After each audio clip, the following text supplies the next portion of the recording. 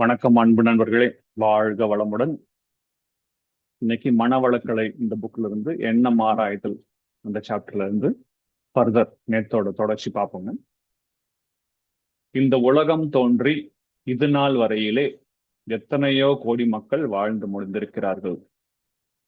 இப்போ current population of the world around 800 கோடி. இதுக்கு முன்னாடி கோடிக்கணக்கான மக்கள் போயிருக்காங்க. நம்ம போனதுக்கு அப்புறமும் கோடிக்கணக்கான மக்கள் இந்த உலகத்துக்கு போக போறாங்க. மனிதர்கள் அறிவின் நிலையிலே ஏற்றத்தாழ்வு உடையவர்கள். எல்லாத்துக்கும் equal level of wisdom and knowledge இருக்காது. மேலையும் கீழையும் இருக்கு, ஏற்றத்தாழ்வு இருக்கும். முதலிலே அறியாமையிலிருந்து பின்னர் சிந்திக்கும் ஆற்றல் பெற்று பிறகுதான் ஏதோ ஓரளவு தெளிவு பெறக்கூடிய அளவுக்கு வருகின்றார்கள்.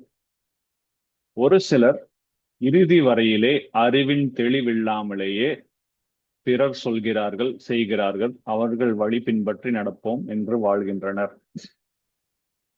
இந்த பின்னணியிலேயே நன்மை செய்ய வேண்டும், தீமை செய்யக்கூடாது என்று மக்களுக்கு கட்டுப்பாடு விதிக்க வேண்டும் என பெரியோர்கள் எண்ணினார்கள். கட்டுப்பாடாக விதித்தால் எல்லோரும் கேட்க மாட்டார்கள். அதனால் நீ நல்ல செயல் செய்து வந்தால் இறந்த பிறகு உனக்கு ஸ்வர்க்கம் கிட்டும், மகிழ்ச்சியாக இருக்கலாம், அங்கு எல்லாவித இன்பங்களும் கிடைக்கும் என ஆசை காட்டினார்கள். தீய செயல்கள் செய்தால் நீ இறந்த பிறகு நரகத்தை சேர வேண்டும், அங்கே துன்பப்பட வேண்டும் என்று தீய செயல்களை தவிர்ப்பதற்காக அச்சமூட்டினார்கள். நம்மளுக்கே நம்மளோட பெரியவங்க எல்லாம் சொல்லியிருப்பாங்க, நிறைய இடத்துல நம்ம கேட்டிருக்கோம். நல்லது பண்ணா சொர்க்கத்துக்கு போகலாம், கெட்டது பண்ணா நரகத்துக்கு போகணும் அப்படின்னு சொல்லிட்டு நிறைய இடத்துல சொல்லியிருப்பாங்க. ஆசை காட்டியும் அச்சமூட்டியும் மனித குலத்தை சீர்திருத்த வேண்டும் என்று நினைத்த பெரியோர்கள் அந்த கருணையினாலே கற்பனையாக சொர்க்கம் நரகம் என்ற வார்த்தைகளை கொடுத்து மக்களை வழி நடத்த முற்பட்டார்கள். தெய்வம் என்ற மெய்ப்பொருளே எழுச்சி பெற்று பரமாணு ஆகாசம் ஆகி அதன் திரட்சி நிலைகளால் பிரபஞ்ச பொருட்கள் அனைத்தும் தோன்றின. அதிலிருந்து உயிர் தோன்றி மனிதன் வரையில் பரிணாமம் அடைந்து அவன் தன்னை அறிந்து முழுமை பெற்று தெய்வமாக முடிகிறான் என்ற உண்மையினை மறைபொருள் ஆக்கிவிட்டார்கள். நம்ம ஒரு இடத்துல இருந்து ஆரம்பிக்கிறோம், அந்த மெய்ப்பொருள்ல இருந்து உயிரா வாழ்ந்துட்டு திரும்பி அந்த மெய்ப்பொருளையே போய் சேர்ந்துடும்.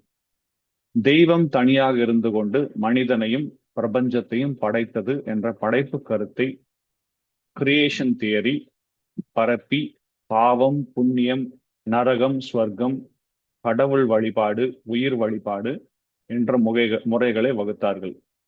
இக்கற்பனையின் ஆசையினாலும் அச்சத்தாலும் அறிவறியா மக்கள் தங்களது செயல்களை ஒழுங்குபடுத்தி கொள்ள முடிந்தது. அட்லீஸ்ட் அந்த பயத்தினாலாவது நிறைய மக்கள் கெட்டது செய்யாம மேக்சிமம் நல்லது பண்ணிட்டு இருந்தாங்க. எனினும் உலகில் விஞ்ஞான அறிவு மக்களிடம் ஓங்கிய பிறகு, சயின்ஸ் ஜாஸ்தியானதுக்கு அப்புறம் இதுக்கப்புறம் இதையெல்லாம் பத்தி டவுட் பண்ண ஆரம்பிச்சாங்க. இந்த மாதிரி ஸ்வர்க்கம்னு ஒன்று ஆக்சுவலா இருக்குதா, நரகம்னு ஒன்று இருக்குதான்ட்டு. பக்தி நெறியில் உள்ள கற்பனைகளை பெரும்பாலான மக்கள் நம்ப மறுத்து விட்டார்கள். மேலும் நாட்டுக்கு நாடு இக்கற்பனைகள் வேறுபட்டு இருந்ததால் பல நாட்டவர் ஒன்றிணையும் போது கற்பனைகளின் திரை கிழிந்து விட்டது. உண்மை பொருள் உணர்ந்து வாழத்தக்க ஞான நெறியும் ரகசியமாக வைக்கப்பட்டு விட்டது. இப்போது பக்தி நெறியிலும் மக்களுக்கு நம்பிக்கை இல்லை, ஞான நெறியும் மறைபொருளாக இருக்கிறது. புலன் மயக்கில் உணர்ச்சி வயப்பட்டு வாழும் துன்ப வாழ்வே பரவிவிட்டது.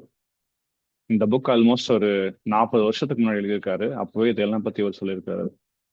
மேலும் தனி மனிதன் வாணிப முறை தேவையற்ற பலர் பொருட்களை தேவையாக்கி மக்களை இயந்திரங்களாக மாற்றிவிட்டது. சமுதாயத்தில் பெரும்பாலான மக்கள் மனம் இருள் அடைந்து விட்டது.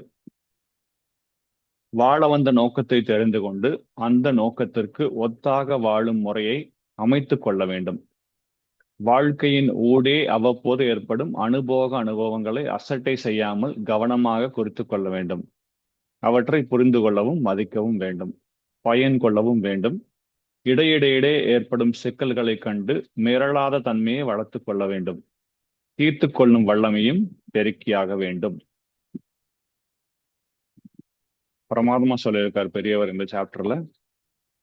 ரொம்ப நன்றி. இதோட நெக்ஸ்ட் ஸ்டாப் பண்ணிக்கலாம், நாளைக்கு தொடருவோம். தேங்க்யூ ஸோ மச் அன்பு நண்பர்களே. வாழ்க வளமுடன். Have a wonderful day.